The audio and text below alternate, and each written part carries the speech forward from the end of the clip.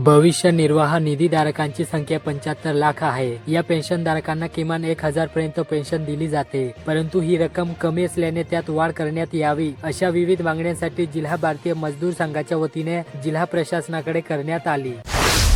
धुळे शहरातील मालमत्ताधारकांकडे कोट्यवधी रुपयांची थकबाकी आहे। मार्च अखेर मालमत्ता कर भरण्याचे उद्दिष्ट पूर्ण व्हावे यासाठी 100% शास्ती माफीची 30 मार्च पर्यंत सवलत देण्यात आली। शास्ती माफीनंतर 3 दिवसात मनपात 3,05,00,000 रुपयांचा भरणा झाला। शनिवारी सुट्टीच्या दिवशी 52,18,000 रुपयांचा भरणा झाला। खरीप व रब्बी हंगामातील प्रमुख पिकांची काढणी मंडळी किंवा पिकांची कापणी झाल्यानंतर शेतातील निघालेला काळी कचरा एकत्रित करून पेटवून न देता शेतातील काळी कचरा शेतातच कुजवून सेंद्रिय खत तयार करणे म्हणजेच आगपेटी बंद हा उपक्रम राबवणे आवश्यक आहे, कारण याच कचऱ्यांचे रूपांतर संपत्तीत करण्याचे आवाहन कृषी विभागाकडून करण्यात येत आहे।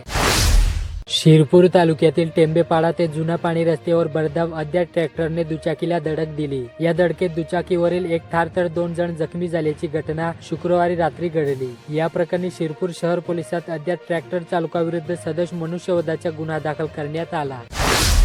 धुळे येथील SVKM अभियांत्रिकी महाविद्यालयात स्प्लॅश 2025 वार्षिक स्नेह संमेलन उत्साहात पार पडले। धुळे जिल्ह्यात शनिवारी आयोजित राष्ट्रीय लोक अदालतीमध्ये वादपूर्व व प्रलंबित अशा एकूण 17,442 प्रकरणाचा निपटारा करण्यात आला। त्यात 22,48,77,000 रुपयांची नुकसान भरपाई वसूल करून देण्यात आली। द्वेताबेन पटेल यांच्या प्रयत्नाने तपनबाई मुकेशबाई पटेल मेमोरियल हॉस्पिटल व अस्तित्व सोशल वेलफेअर फाउंडेशन तर्फे आयोजित मोफत सिकल सेल रुग्ण तपासणी उपचार औषधी वाटप शिबिराला उत्स्फूर्त प्रतिसाद लाभला। यावेळी एकूण 200 जणांची तपासणी करण्यात आली।